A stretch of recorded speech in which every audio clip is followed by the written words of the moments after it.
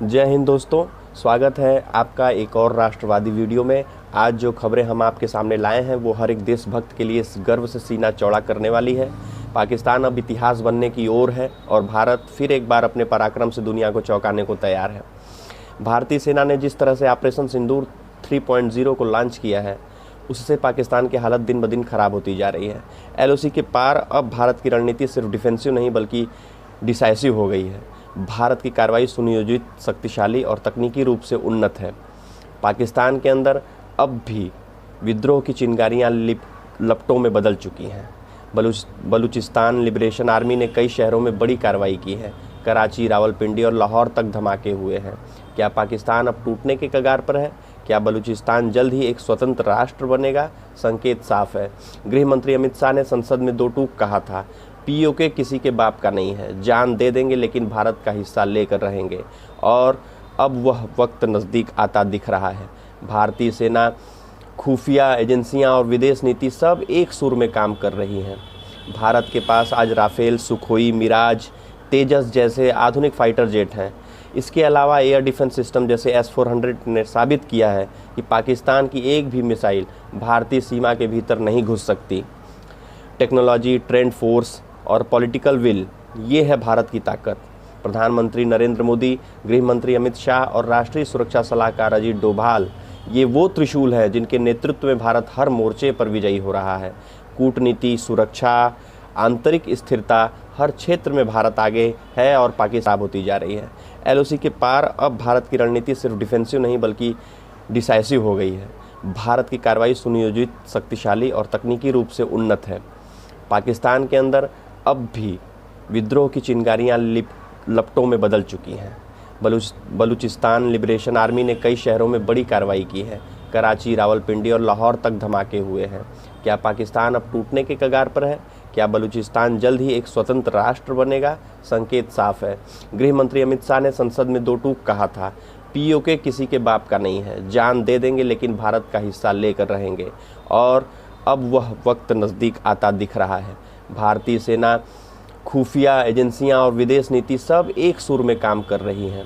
भारत के पास आज Rafale, Sukhoi, Miraj, तेजस जैसे आधुनिक फाइटर जेट हैं। इसके अलावा एयर डिफेंस सिस्टम जैसे S-400 ने साबित किया है कि पाकिस्तान की एक भी मिसाइल भारतीय सीमा के भीतर नहीं घुस सकती। आइए देखते हैं दोस्तों पाकिस्तान की बर्बादी का कुछ वीडियोस। मैं अभी दिखा रहा हूँ आपको। कल रात इंडिया ने पाकिस्तान के ऊपर 24 मिसाइल हमले किए और हैरानगी की बात यह है कि तकरीबन सारे मिसाइल अपने टारगेट के ऊपर जाके लगे। इंडिया ने जो टारगेट सेट किया हुआ था, इंडिया ने वो टारगेट अचीव किया। और इससे बढ़ के हैरानगी की बात यह है कि पाकिस्तान का दिफाई निजाम, हमारा डिफेंस सिस्टम एक भी मिसाइल को इंटरसेप्ट नहीं कर सकता, एक भी मिसाइल को हम रोक नहीं सकते। सारे हमले हम रोकने में नाकाम रहे। एग्जैक्ट जो इंडिया ने टारगेट अचीव करना था वो अचीव किया है। वो जो कहते हैं ना कि इंडिया ने घुस के मारना था, इंडिया ने वाकई घुस के मारा और हम उसके मिसाइलों को रोक नहीं सके। ये हकीकत है। अब इसको आप ये मत कहें कि जी आप इंडिया की तारीफ कर रहे हैं, ये कर रहे हैं, वो कर रहे हैं। भाई जो हकीकत है वो हकीकत है। आप सुनते आ रहे हैं कि ईरान 200 मिसाइल फायर करता है, 400 मिसाइल फायर करता है, 1000 मिसाइल फायर करता है और इसराइल के अंदर जाके एक आधी गिरता है, बाकी सारे के सारे इसराइल इंटरसेप्ट कर लेता है। ऐसा मजबूत दिफाई निजाम है इसराइल का। लेकिन हमारे पास देख लो, 24 मिसाइल छोड़े हैं इंडिया ने और एक भी नहीं हम रोक सके। और हैरानगी की बात यह कि अभी इंडिया ने किसी फौजी तनसीबात को निशाना नहीं बनाया। अभी इंडिया ने हमारे किसी छोमनी के ऊपर, कैंट के ऊपर या किसी ऐसी हसास जगह के ऊपर अटैक नहीं किया।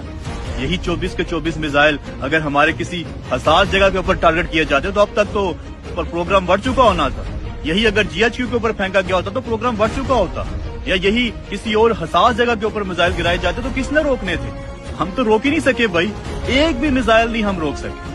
दूसरी अफवाहें ये फैलाई जा रही थी, सारी रात को पाकिस्तानी मीडिया लगा हुआ था, सोशल मीडिया के ऊपर तमाम झूठ पॉलिसी लगे हुए थे। वो पाकिस्तान ने इंडिया के जहाज गिरा दी हैं। वो सारी पिक्चर्स मैंने देखी, कोई 8 महीने पुरानी है, कोई 3 साल पुरानी है। हमने इंडिया का वो जनरल हेडक्वार्टर गिरा दिया, पता नहीं क्या गिरा दिया। वो मैंने सर्च किया, वो भी फेक न्यूज फैलाई हुई है। कोई ऐसी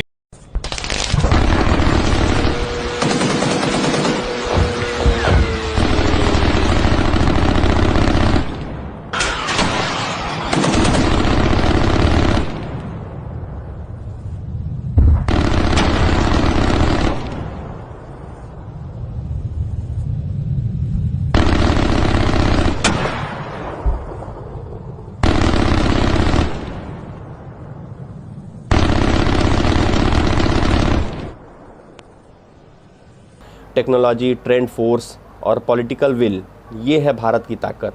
प्रधानमंत्री नरेंद्र मोदी, गृह मंत्री अमित शाह और राष्ट्रीय सुरक्षा सलाहकार अजीत डोभाल, ये वो त्रिशूल है जिनके नेतृत्व में भारत हर मोर्चे पर विजयी हो रहा है।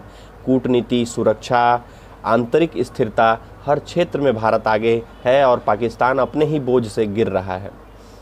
अब वक्त आ गया है, अब हम सभी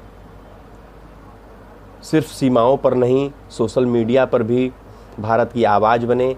इस वीडियो को शेयर करें, कमेंट करें। जय हिंद, भारतीय सेना अमर रहे और POK भारत का है लिखें, क्योंकि हर शब्द से मनोबल बढ़ता है और हर देशभक्त के लिए आज ये ज़रूरी भी है। जय हिंद, वंदे मातरम।